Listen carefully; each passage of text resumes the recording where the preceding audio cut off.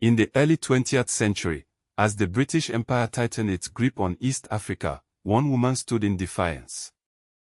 Mekatilili Menza, a Giriama elder from Kenya's coastal region, became the unexpected leader of a mass resistance movement.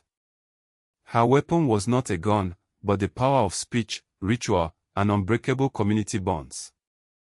Colonial records dismissed her as a troublemaker, but to the Giriama people, she was a prophetess and a liberator.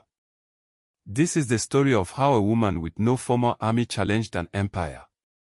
The Giriama people had lived autonomously for centuries along Kenya's fertile coast, trading with Arab and Portuguese merchants while maintaining their cultural independence. But by 1913, British colonial policies began strangling their way of life. Forced labor, taxation, and the dismantling of traditional leadership structures pushed the Giriama to the brink. Mekatilili, then in her 50s, emerged not as a warrior in the conventional sense, but as a master of political theater. She traveled from village to village, performing sacred dances and administering binding oaths that united disparate communities against colonial rule. Her most famous ritual involved the sacred Kaya forest, where she led ceremonies that historians now recognize as acts of mass civil disobedience. The British, baffled by this form of resistance, initially underestimated her.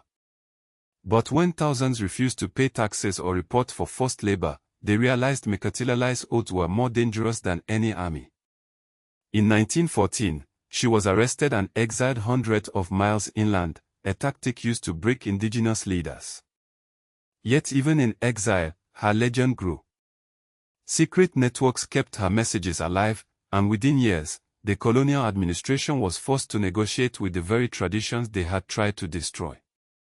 Today, Mekatilili's story is being rediscovered not just as history, but as a blueprint for grassroots resistance. From women's rights activists to environmental defenders, her legacy proves that the most powerful revolutions often begin not with weapons, but with unwavering conviction.